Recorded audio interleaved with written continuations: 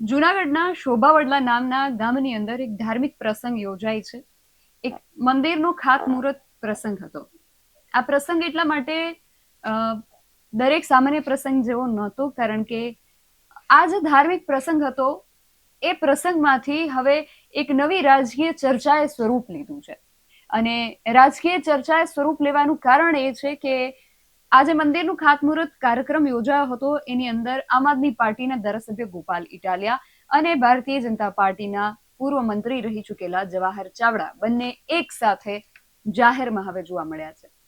અને આ બાબતને લઈને હવે રાજકીય વર્તુળોમાં ચર્ચાઓ જો છે એ ઘણી બધી થઈ રહી છે અને ઘણી બધી અલગ અલગ વાતોએ વેગ પકડ્યો છે. પરંતુ સૌથી મુખ્ય વાત અને સૌથી મુખ્ય પ્રશ્નો આવીને એ ઉભો રહે છે કે શું આગામી સમયમાં આ બંને એક થઈ જવાના છે? એટલે કે શું જવાહર ચાવડા આમ આદમી પાર્ટીમાં જવાના છે કે પછી ગોપાલ ઇટાલિયાને ભાજપમાં ભળી જવાના વિચારો આવી રહ્યા છે? આજે આ વિષય વિગતે ચર્ચા કરીશું. જય હિન્દ, બીએસઆઈ ટીવી ન્યૂઝ પર આપની સાથે હું છું નિધિ ગઢવી.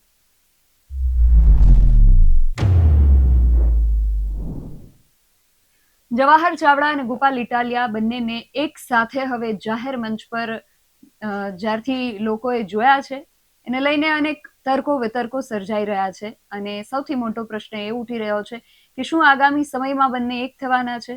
શું આ બંનેની એકતા આગામી સમયમાં 2027ની વિધાનસભા ચૂંટણીમાં પણ જોવા મળવાની છે? આવી ઘણી બધી ચર્ચાઓ અને ઘણા બધા પ્રશ્નો છે. આ અંગે આપણે આજે વિગતે ચર્ચા કરવી છે વરિષ્ઠ પત્રકાર ધીરુભાઈ પુરોહિત સાથે. ધીરુભાઈ, બીએસઆઈ ટીવી ન્યૂઝમાં આપનું ખૂબ સ્વાગત છે. સૌથી પહેલા તો આજે દ્રશ્યો સામે આવી રહ્યા છે શોભાવડલા ગામના, કે જવાહર ચાવડા અને ગોપાલ ઇટાલિયા હવે જાહેરમાં એક સાથે જોવા મળી રહ્યા છે. એક આટલા સમયથી તમે રાજકારણને કવર કરો છો, એક રાજકીય વિશ્લેષક તરીકે, વરિષ્ઠ પત્રકાર તરીકે આપ આ દ્રશ્યોને કઈ રીતે જુઓ છો? વેલ બેન, કોઈ પણ ધાર્મિક કાર્યક્રમમાં બે રાજકીય નેતાઓનું સાથે મળવું એ મારી દ્રષ્ટિએ સામાન્ય દ્રષ્ટિકોણથી જુઓ તો એ એક કોમન વાત છે.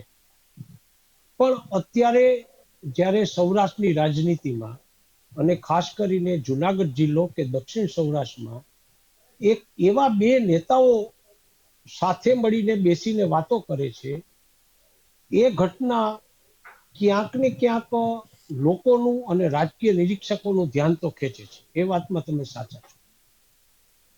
હવે વાત કરું સ્થળ. શોભાવડલા ગામ વિસાવદર ધારાસભા મત વિસ્તારનું ગામ છે. ગોપાલભાઈ ત્યાં હોય એ સ્વાભાવિક વાત છે કે એનો પોતાનો મત વિસ્તાર છે. પણ જવાહરભાઈનું ત્યાં જવું અને બંને નેતાઓ સાથે બેસીને વાતો કરવી અથવા તો બંને નેતાઓનું ત્યાં મળવું, આ વાત રાજકીય દ્રષ્ટિકોણથી થોડી અલગ પ્રકારની તો થાય છે, હોઈ શકે છે. બેન, રાજનીતિમાં ગમે ત્યારે ગમે તે બને એ વાત આપણે બધા માનીએ છીએ. છેલ્લા લગભગ 6-1 મહિનાથી રાજકીય દ્રષ્ટિકોણથી મૂલવીએ, સામાજિક દ્રષ્ટિકોણથી મૂલવીએ તો સૌરાષ્ટ્રમાં જવાહરભાઈ ચાવડા હવે પછી શું કરશે એ તરફ રાજકીય નિરીક્ષકોથી માંડી અને ઘણા બધા કાર્યકરો બંને પક્ષોના, કોંગ્રેસના, આમ આદમી પાર્ટીના અને શાસનના એટલે કે ભાજપના બધા કાર્યકરોમાં ચર્ચા તો ચાલે છે. જ્યારથી જવાહરભાઈ ચાવડાએ કમળ ઉખેડીને ફેંકી દીધું છે ત્યાર પછીથી જવાહરભાઈ ભાજપમાં છે કે કેમ એ પ્રશ્નની ચર્ચા વિશે ઘણી બધી ડિબેટો થઈ ગઈ છે. પણ હા, ખૂબ ડિબેટ થઈ છે. પણ એ પછી ધારાસભાની ચૂંટણી આવી. વિસાવદર પેટા ચૂંટણીમાં ગોપાલભાઈ જીતા, પેટા ચૂંટણી આવી અને એમાં ગોપાલભાઈ જીતા. અને ગોપાલભાઈ જીતા પછી ગોપાલભાઈને ક્યાંક ને ક્યાંક કોઈએ મદદ કરી છે એવી બધી વાતો ચાલી. એમાંય જ્યારે ગોપાલભાઈ જીતા પછી જુનાગઢમાં જવાહરભાઈ ચાવડાનો જે થયો એ પછી ઘણી બધી અટકળો તેજ થઈ ગઈ કે ક્યાંક ગોપાલભાઈ અને જવાહરભાઈ વચ્ચે રાજકીય દોસ્તી તો નથી ને. હું એવું માનું છું કે કોઈ પણ બે રાજકીય આગેવાનો વચ્ચે સામાજિક દોસ્તી હોય એ હોઈ શકે છે. કારણ કે એ તો એક રાજકીય દ્રષ્ટિકોણ અને ખેલદિલીનો એક વિષય માનવામાં આવે કે ભાઈ કોઈ પણ પાર્ટીમાં હોય પણ બંને વચ્ચે સંબંધ હોય તો હોઈ શકે છે. પણ જ્યારે કોઈ પણ પાર્ટીના સરઘસમાં બીજી પાર્ટીના નેતા, અત્યારે આપણે એવું માનીએ કે જવાહરભાઈ ભાજપના નેતા અને પૂર્વ કેબિનેટ મંત્રી એટલે ખૂબ સિનિયર નેતા કહેવાય, એનો જે થાય એટલે રાજકીય દ્રષ્ટિકોણથી એની ચર્ચા તો થાય. હવે આ બધા સિલસિલા વચ્ચે ફરીથી ગોપાલભાઈ ને જવાહરભાઈનું મળવું એ હું માનું છું ત્યાં સુધી હવે પછીના રાજકીય કંઈક નવા સંકેતો મળે છે, અથવા તો બંને નેતાઓ સાથે મળીને રાજકીય નિરીક્ષકોને કંઈક કહેવા માંગે છે મૌન દ્રષ્ટિકોણથી અથવા તો બોડી લેંગ્વેજ. એ વાત તો સ્વીકાર્ય છે બેન, તમારી વાત સાચી છે. જી. અને ગોપાલભાઈ ઘણીવાર કહેતા પણ હોય છે કે જ્યારે મીડિયામાં એવી ચર્ચાઓ થતી હોય છે કે ગોપાલ ઇટાલિયા ભારતીય જનતા પાર્ટીના આ નેતાને મળ્યા કે આ ધારાસભ્યને મળ્યા, ત્યારે દર વખતે ગોપાલ ઇટાલિયા જે છે જાહેરમાં આવીને એને લઈને સ્પષ્ટતા આપે છે કે ભાઈ મારે કોઈને મળવું પણ ખોટું છે. હવે અમે વિધાનસભા ગયા હતા કે સચિવાલયમાં ગયા હતા અને હું ઓલા ધારાસભ્યને મળ્યો કે ઓલા મંત્રીને મળ્યો, તેમાં કંઈ ખોટું નથી. પણ જવાહર ચાવડાને લઈને જ્યારે પણ પ્રશ્નો ઉઠે છે એ બાબતને લઈને ગોપાલ ઇટાલિયા પણ આ કોઈ સ્પષ્ટતા આપતા નથી. ખરું, ક્યાંક કોક જગ્યાએ એવી ચર્ચા થાય છે કે ગોપાલભાઈ અને જવાહરભાઈ બે સારા મિત્રો છે. બંને વચ્ચેની મુલાકાત આ જાહેરમાં પહેલી મુલાકાત છે, જેનું રાજકીય મહત્વ અને સૌરાષ્ટ્રના રાજકારણમાં એનું મહત્વ તો હોય શકે. સામાન્ય સંજોગોમાં બંનેને મળવું એ ધાર્મિક ફંક્શન હતું. શોભા વડલાનું ફંક્શન ધાર્મિક ફંક્શન હતું. ધાર્મિક ફંક્શનમાં સાથે મળવું એ હું માનું છું ત્યાં સુધી એ ઘટના બહુ મોટી નથી, પણ અત્યારના સંજોગોમાં બંનેનું સાથે મળવું છે ને એ ઘટના મોટી બની શકે છે. પણ તમે જુઓ કે ગોપાલભાઈ, તમે જે આપણી ડિબેટની શરૂઆતમાં એમ કીધું કે ભાઈ આમ આદમી પાર્ટીના કોઈ મોટા નેતાઓ ભારતીય જનતા પાર્ટીમાં જાય એવું જાહેરમાં હવે ઘણી જગ્યાએ ચર્ચાઈ રહ્યું છે. અને ક્યાંક કોક વર્તમાન પત્રો એવું પણ લખ્યું છે કે હવે પંજાબની ચૂંટણી પહેલા ગુજરાતમાં આમ આદમી પાર્ટીમાં કંઈક નવા જૂની થશે. એને એમાં તો બહુ સ્પષ્ટ વાત કરી છે કે કાં તો ઈશુદાનભાઈ અને કાં તો ગોપાલભાઈ, બેમાંથી એકનું ક્યાંક કોઈ બીજી પાર્ટી તરફ ઢળી જવું એવી શક્યતાઓ રાજનીતિ કરનારા લોકોમાં ચર્ચા ચાલે છે. અને ક્યાંક એવી પણ વાતો થાય છે કે આમ આદમી પાર્ટીમાં બે જૂથો થઈ ગયા છે. એક જૂથ છે ઈશુદાનભાઈનું જૂથ છે અને બીજું જૂથ છે એ ગોપાલભાઈનું જૂથ છે.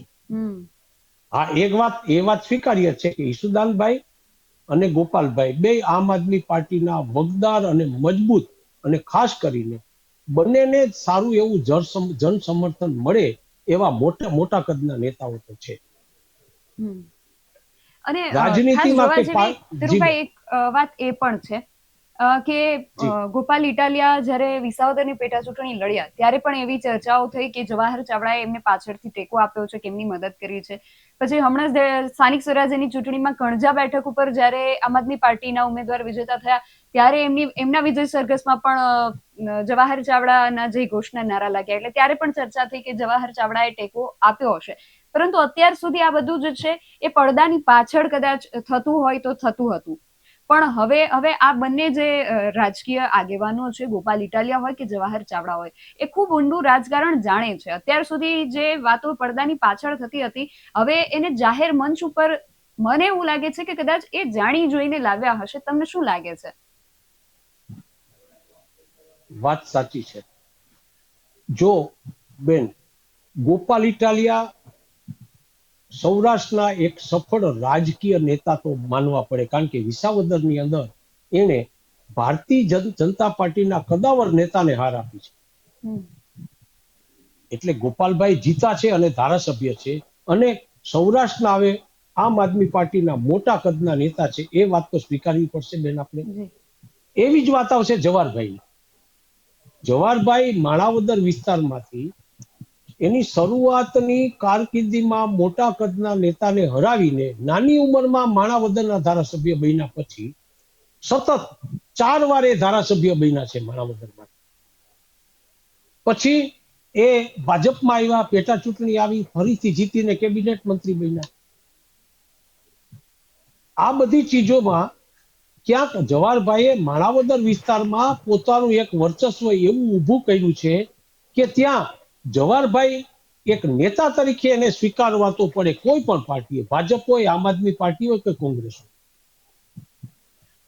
હવે તમે બેન પક્ષના ઇતિહાસની વાત કરો, અત્યારે જે ચર્ચા ચાલે છે ને એ ચર્ચા કેવી છે આપને કહું. છેલ્લા 2-4 દિવસથી સોશિયલ મીડિયામાં અને લોકો ક્યાંક ધાર્મિક સમારંભોમાં ભેગા થાય છે ને ત્યારે કોઈ પણ પાર્ટી, ચાહે કોંગ્રેસ હોય, ચાહે ભાજપ હોય કે ચાહે આમ આદમી પાર્ટી, એ પાર્ટીઓમાં કોઈ એક વગદાર નેતાનું વ્યક્તિત્વ એ પાર્ટી ઉપર છવાઈ જાય ને એ પાર્ટીના મુખ્ય નેતાઓ ક્યારેય સહન ન કરી શકે. આવી સ્થિતિ શાસનમાં વધુ હોય છે ભારતીય જનતા પાર્ટીમાં. લોકો એવું કહેતા હોય છે કે રાજકીય લોકો ભાગલા પાડો ને રાજ કરો, એવી સ્થિતિમાં માનનારા થયા છે.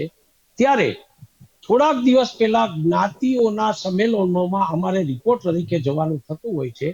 ત્યારે હવે જ્ઞાતિના સંમેલનોમાં જ્ઞાતિના આગેવાનો એક સંગઠનની તાકાતની વાત કરવા માંડ્યા છે. કારણ કે રાજકીય પાર્ટીઓ જ્યારે કોઈ વ્યક્તિ ઉપર એટેક કરે છે ત્યારે એ વ્યક્તિ એ જ્ઞાતિના મુખ્ય આગેવાન થઈને આગળ વધતા હોય તો એ પક્ષ, જે પક્ષમાં એ આગેવાનો એને સહન ન કરે. કારણ કે એ જ્ઞાતિ ઉપર એનું વર્ચસ્વ થઈ જાય તો એ જ્ઞાતિના આગેવાન છે એ પોતે ધારે કરી શકે. હું તમને 2 દાખલા આપું એના માટે. જસુભાઈ બારડ, જસુભાઈ ડાલોર તાલાળા અને સૌરાષ્ટ્ર વિસ્તારના આહિર સમાજના એક મજબૂત નેતા, અને એ નેતા કોંગ્રેસમાં હતા અને જીવા ત્યાં સુધી કોંગ્રેસમાં રહ્યા. એવી સ્થિતિ જવાહરભાઈ ચાવડાની છે, એવી સ્થિતિ વિઠ્ઠલભાઈ રાદડિયાની છે. હવે જે નેતાઓ હતા એવી સ્થિતિ કેશુભાઈ પટેલની હતી એક સમયે. આ જે બધા નેતાઓ હતા ને એ નેતાઓને એની જ્ઞાતિનું મજબૂત પીઠબળ હતું. આ એક પણ નેતાઓ હવે અત્યારે નથી સિવાય કે જવાહરભાઈ. વિઠ્ઠલભાઈ રાદડિયાના સન જયેશ રાદડિયા, જયેશ રાદડિયા પણ એના પપ્પાના રસ્તે ચાલે છે. એટલે તમે જોજો જવાહરભાઈ કે વિઠ્ઠલ રાદડિયા, આ બંને નેતાઓનું એની જ્ઞાતિમાં એક મજબૂત વર્ચસ્વ છે. એટલે જે તે પાર્ટીમાં છે ને એ પાર્ટીઓ પણ એ નેતાઓને કદ પ્રમાણે વેતરવાનો પ્રયાસ તો કરે જ છે, આપણે બધા જાણીએ છીએ. એટલે પાર્ટીની રાજનીતિમાં વ્યક્તિવાદને દૂર કરીને પાર્ટી કે પ્રમાણે કરવાની જે વાત આવે છે એને કારણે આજે નવા સંગઠનો અથવા તો જે રાજકીય સમીકરણો નવા જે ઉભા થઈ રહ્યા છે. ગોપાલભાઈ માટે જુઓ તમે, હમણાં નરેશભાઈ પણ જાહેરાત કરી કે બહુ મોટું સંમેલન ત્યાં થઈ રહ્યું છે. એ પણ એક રાજકીય કામગીરીના એક ભાગો એવું દેખાય છે. ગોપાલભાઈ ઇટાલિયા પણ લેવા પટેલ સમાજમાંથી આવે છે અને એક ઉભરતો ચહેરો છે એ સમાજનો ગોપાલભાઈ. અને વિસાવદરની અંદર લેવા પટેલ સમાજે એને જબર મતો આપીને એને વિજેતા બનાવી. આવી સ્થિતિ વચ્ચે બેન મારે જે કેવું છે હવે આવશે એક જવાહરભાઈ ચાવડા, આહિર સમાજનું મજબૂત નેતૃત્વ એની પાસે છે. ગોપાલભાઈ ઇટાલિયા, લેવા પટેલ સમાજનું એક મજબૂત નેતૃત્વ ગોપાલભાઈ તરફ સરકી રહ્યું છે. 2 મજબૂત જ્ઞાતિના નેતાઓ જો એક થશે ને, અને જો કોઈ પણ પાર્ટીમાંથી અત્યારે કયા પાર્ટીમાં થી ચૂંટણી લડશે એ બંને ચૂંટણી લડશે, બંને રાજકીય નેતાઓ બનશે. કઈ પાર્ટીમાં હશે એ ભવિષ્ય કહેશે, પણ બંને નેતાઓ જો સાથે મળીને ચૂંટણી લડવા માટે એક સમાન સ્ટ્રેટેજી નક્કી કરશે જે તે પાર્ટીમાંથી, તો સૌરાષ્ટ્રના રાજકીય સમીકરણો જોરદાર બદલી શકે એમ છે. એ વાતમાં નિધિબેન તમે બહુ સાચા છો. જી. અને સાથે ધીરુભાઈ તમે માણાવદરની વાત કરી એટલે યાદ આવે કે ભાઈ માણાવદરના ધારાસભ્ય અરવિંદ લાડાણી અને એમની સાથે સાવજ ડેરીના ચેરમેન દિનેશ ખટારિયા, આ બંનેની દોસ્તી જે છે એ જગજાહેર છે કે બંને સાથે જ હોય છે. કોઈ પણ સામાજિક રાજકીય કોઈ પણ કાર્યક્રમો હોય તો બંને સાથે જ હોય છે. અને કણજાની બેઠક ઉપર હમણાં જ્યાં આમ આદમી પાર્ટીના ઉમેદવાર વિજયી થયા ત્યાં દિનેશ ખટારિયા એમના પુત્રવધુને ચૂંટણી મેદાનમાં ભાજપમાંથી ઉતાર્યા હતા.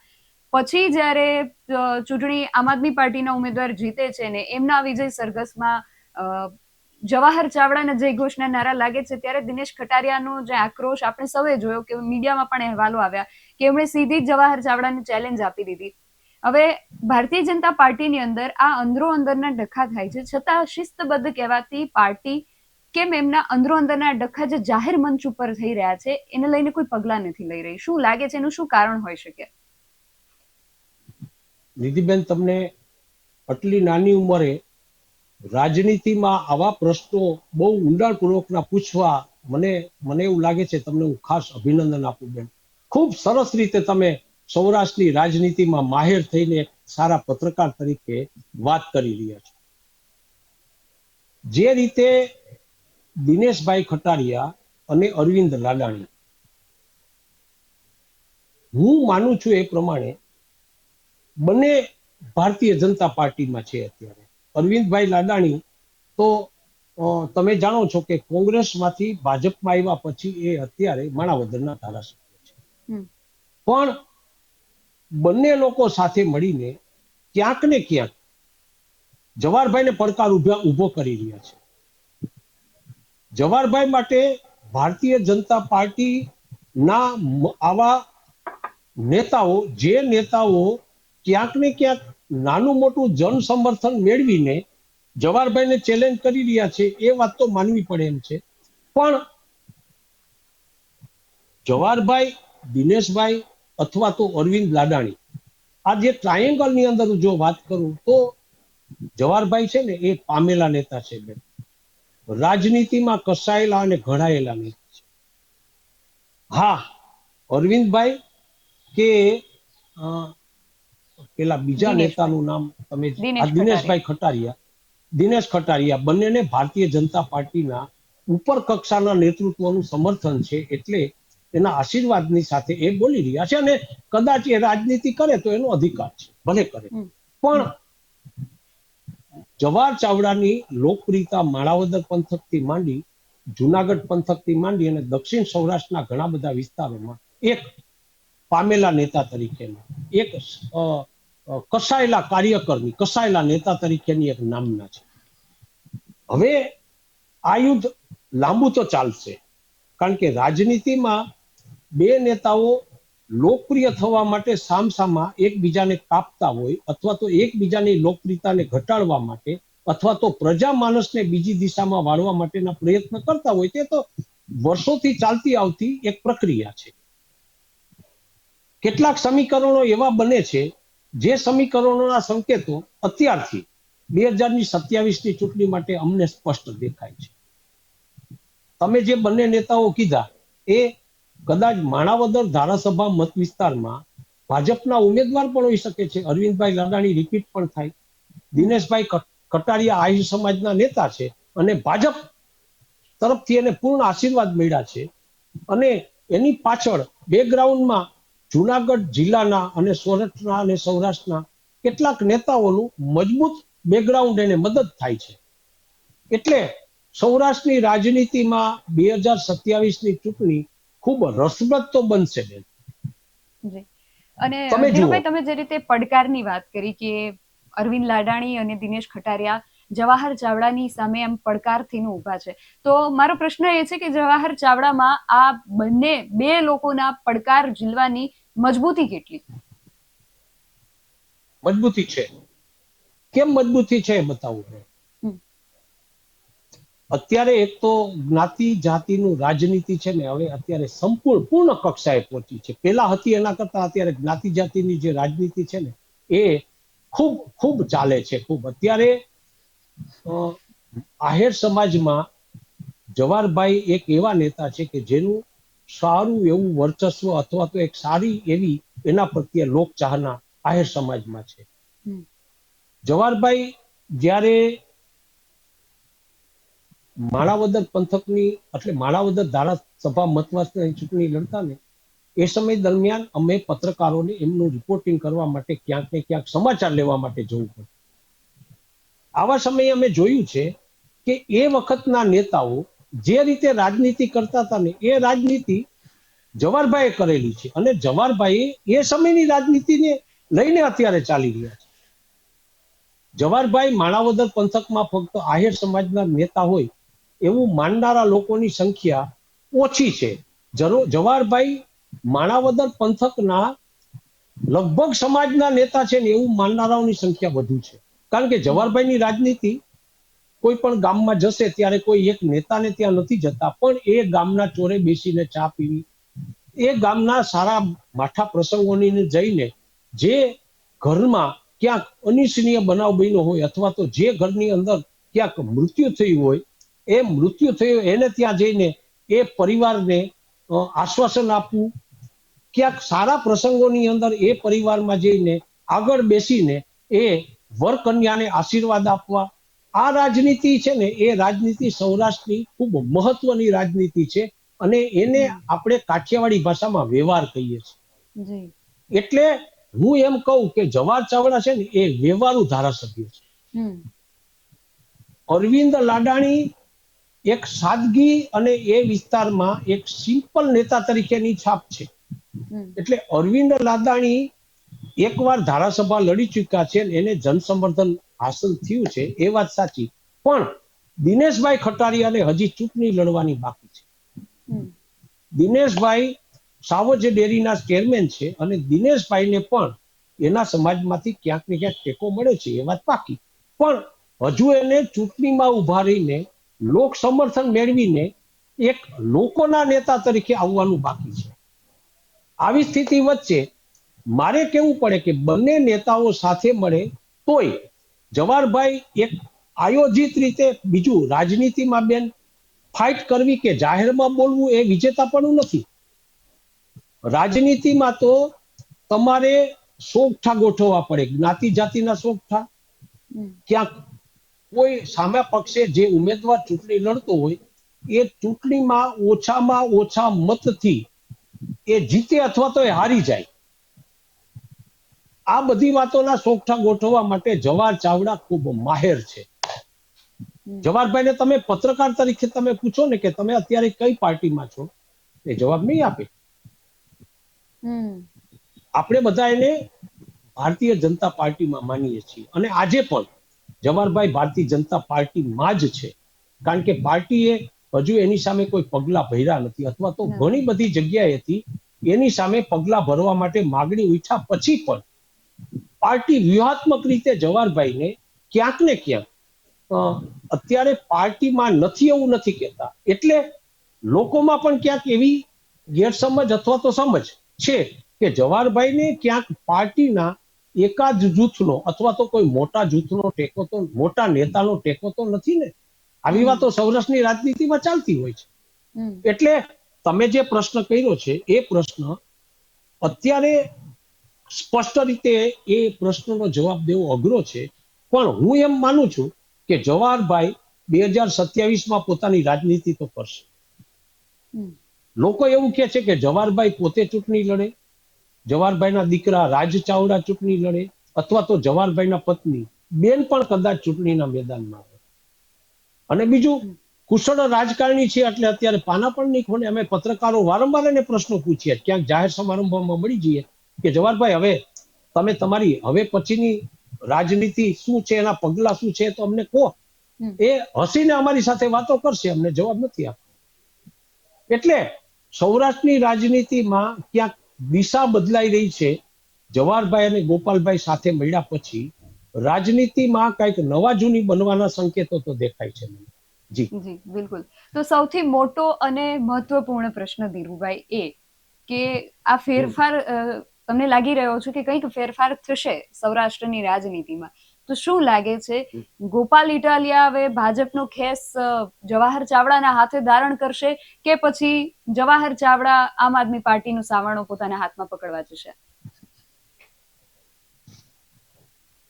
થોડોક વેલો આ પ્રશ્નનો મારે, કારણ કે અમે લોકો આપણે પત્રકાર તરીકે મારો સ્વભાવ છે કે મારે જવાબ સ્પષ્ટ દેવો જોઈએ, ગોળ ગોળ જવાબ આપવાનો નથી. હું 3 વિકલ્પ આપું બેન. પેલો સૌથી વિકલ્પ એવો છે, જવાહરભાઈ સ્વમાની રાજનેતા છે અને એની જે રાજનીતિ છે ને એ વ્યક્તિગત સ્વતંત્ર રાજનીતિ છે. જવાહરભાઈ ઉપર કોઈ વ્યક્તિત્વ છવાઈ જાય અને જવાહરભાઈ એ વ્યક્તિત્વની આમન્યા જાળવશે, એ વ્યક્તિત્વ માટે સન્માનની લાગણી વ્યક્ત કરશે, પણ એ વ્યક્તિત્વ એને એકદમ એક કે એ પ્રમાણે કરે અને એક પ્રમાણે ચાલે, જીસર ને યસર કરે એવા સ્વભાવના જવાહરભાઈ નથી. એટલે જવાહરભાઈ હવે ભાજપમાં જાય કે કેમ, અથવા તો ભાજપમાં રહે કે કેમ, હજી ભાજપમાંથી નથી એટલે જાય કે કેમ એ તો ન કહી શકું, પણ જવાહરભાઈ ક્યાંક કોક જગ્યાએ શિસ્તબદ્ધ રીતે વાત કરી શકશે, પણ જવાહરભાઈનું એમ કે જી જી આપણે જેને જી હજુરિયાપણું છે ને, જવાહરભાઈનો સ્વભાવ નથી. હવે ગોપાલભાઈની તમારું બોડી લેંગ્વેજ છે ને, હું મારી આટલા સમય પછી જે પત્રકારિતા કરી છે એ અનુભવને આધારે આ બધી વાતોની શક્યતાઓ દર્શાવું છું. હવે ગોપાલભાઈની વાત કરો. ગોપાલભાઈ લેવા પટેલ સમાજનું સ્વીકૃત નેતૃત્વ બનતા જાય છે. વિસાવદર પંથક, જુનાગઢ પંથક, ક્યાંક ગીર સોમનાથના લેવા પટેલ સમાજમાં, અને ક્યાંક રાજકોટથી માંડી જામનગર, કાલાવડ ઈ પંથકમાં પણ એ ધીમે ધીમે ધીમે ધીમે એક નેતા તરીકે ઉપસી રહ્યા છે તો માનું છું. ગોપાલ, કોઈ પણ રાજકીય પક્ષની રાજનીતિ શું કહેતી હોય, કોઈ પણ વ્યક્તિ પોતાની જ્ઞાતિમાં એકદમ લોકપ્રિય થઈ જાય ને એટલે એ પાર્ટી એને સહન ન કરી શકે. હવે આ બંને નેતાઓ એવા છે કે એ નેતાઓ હવે પોતાની જ્ઞાતિમાં લોકપ્રિય થઈ રહ્યા છે, લોકોમાં લોકપ્રિય થઈ રહ્યા છે. એક સૌરાષ્ટ્રની પ્રજા હવે મજબૂત વિરોધ પક્ષ ઈચ્છે છે નિધિબેન, વિકલ્પ ઈચ્છે છે. ક્યાંક ને ક્યાંક જુનાગઢના કોર્પોરેશનથી માંડી, રાજકોટના કોર્પોરેશનથી માંડી, રસ્તાના પ્રશ્નો, ગટરોના પ્રશ્નોથી માંડી, ક્યાંક ને ક્યાંક લોકોને હવે વિકલ્પ જોઈએ છે, વિરોધ પક્ષ સારો જોઈએ છે. કારણ કે કોઈ વિરોધ કરનારું નથી, એને કારણે શાસનની અંદર પ્રજાના વિરોધને ક્યાંય કોઈ જગ્યાએ સપોર્ટ મળતો નથી. શાસનમાં બધા પોતપોતાના, ભાજપમાં થોડો જૂથવાદ ખૂબ વધ્યો છે, એને કારણે પ્રજાનો અવાજ ઉપર સુધી પહોંચતો નથી. આવા સમયે સૌરાષ્ટ્રમાં કમસે કમ વિરોધ પક્ષ મજબૂત હોય ને એવું લગભગ બધા લોકો ઈચ્છે છે, જે લોકશાહીમાં શ્રદ્ધા ધરાવનારા તમામ લોકો. આવા સમયે હું વ્યક્તિગત રીતે મારો અભિપ્રાય આપું છું કે ગોપાલભાઈ અને જવાહરભાઈ સાથે મળીને પોતાની રાજનીતિ કરશે ને તો સૌરાષ્ટ્રના લોકો કમસે કમ એ બે નેતાઓને એક વિરોધ પક્ષના વ્યક્તિઓ તરીકે તો ફૂલને વધાવશે.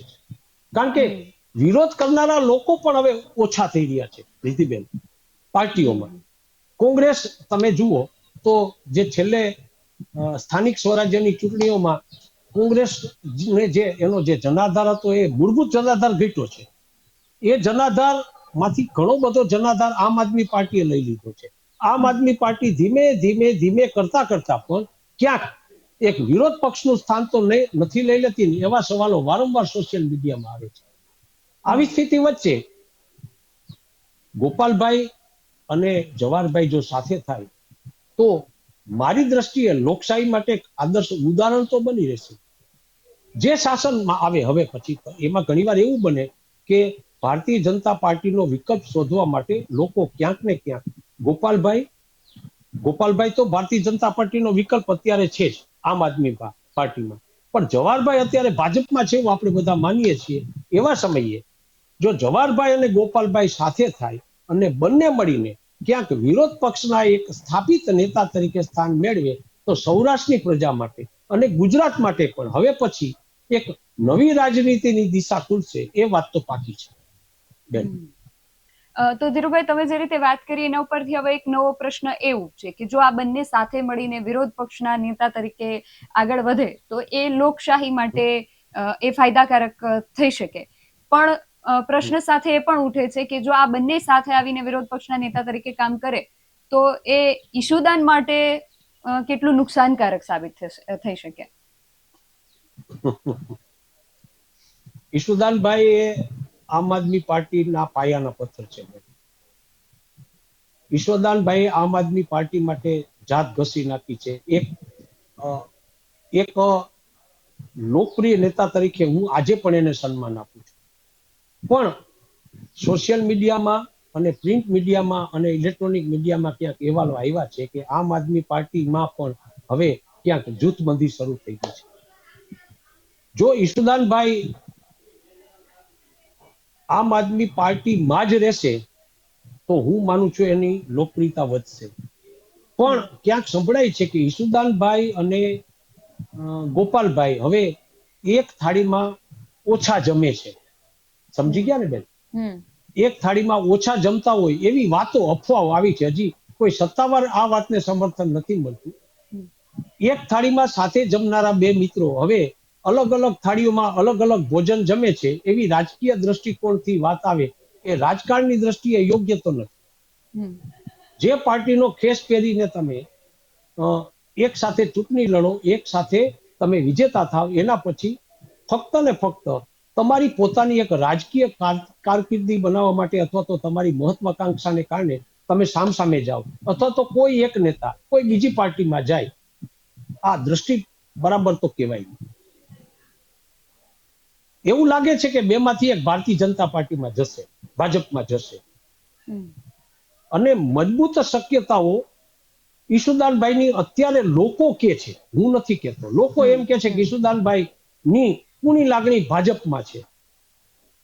જો ઈશુદાનભાઈ ભાજપમાં જતા રહે તો જવાહરભાઈ અને ગોપાલભાઈ ની વાતમાં આમ આદમી પાર્ટી વધુ ધ્યાન આપશે અને બંને નેતાઓ સાથે મળીને સૌરાષ્ટ્રમાં કંઈક નવી રાજનીતિ, નવું રાજકારણ ઊભું કરે અને કંઈક નવા સમીકરણો ઊભા થાય. અને આ બંને જો સાથે આવશે તો ભારતીય જનતા પાર્ટી માટે સૌરાષ્ટ્રમાં તો પડકાર ઊભો થાય એવું મને દેખાય છે. જી, ખૂબ રસપ્રદ આપનું વિશ્લેષણ રહ્યું ધીરુભાઈ. જોવાનું એ રહેશે કે આગામી સમયમાં હવે શું થાય છે. આપ અમારી સાથે જોડાયા તે બદલ આપનો ખૂબ આભાર. ખૂબ રસપ્રદ ચર્ચા રહી અને જે રીતે ધીરુભાઈએ 3 વિકલ્પોને લઈને વાત કરી, આજની ચર્ચાનો જે મહત્વપૂર્ણ વિષય હતો કે શું લાગે છે આગામી સમયમાં શું થઈ શકે છે. ગોપાલ ઇટાલિયા ભારતીય જનતા પાર્ટીનો ખેસ જવાહર ચાવડાના હાથે ધારણ કરે છે કે પછી જવાહર ચાવડા હવે આગામી સમયમાં આમ આદમી પાર્ટીનો સાવરણો પોતાના હાથમાં પકડે છે. એને લઈને ચર્ચામાં વરિષ્ઠ પત્રકાર ધીરુભાઈએ જે રીતે 3 વિકલ્પો આપ્યા કે જે રીતે જવાહર ચાવડાનો સ્વભાવ છે કે જી હજૂરી કરી શકે એમ છે નહીં. બીજો એ પ્રશ્ન કે ગોપાલ ઇટાલિયાને વિરોધ પક્ષના નેતા તરીકે સારી એવી સ્વીકૃતિ ગુજરાતભરની અંદરથી મળી રહી છે. અને ત્રીજો એ વિકલ્પ હતો કે બંને જો સાથે મળીને વિરોધ પક્ષના નેતા તરીકે જો આગળ વધે તો એ એક લોકશાહી માટે આદર્શપૂર્ણ પરિસ્થિતિ જે છે એ ઊભી કરી શકે છે. તો આ 3 વિકલ્પોમાંથી મારે દર્શકોને એમ પૂછવું છે કે તમને શું લાગે છે 2027ની વિધાનસભાની ચૂંટણી પહેલા આમાંથી શાની શક્યતા પ્રબળ છે, શું થઈ શકે છે? તમારો જે મત છે એમને કમેન્ટ બોક્સમાં ચોક્કસથી જણાવજો. આવા જ વધુ અહેવાલો અને બધી ચર્ચાઓ સાથે મળતા રહીશું. તમે મારી યુટ્યુબ ચેનલને સબસ્ક્રાઇબ કરવાનું અને અમને ફેસબુક અને ઇન્સ્ટાગ્રામ પર ફોલો કરવાનું ભૂલશો નહીં. બાકી અવનવી અપડેટ્સ માટે આપ જોતા રહો BS9 TV ન્યૂઝ. નમસ્કાર.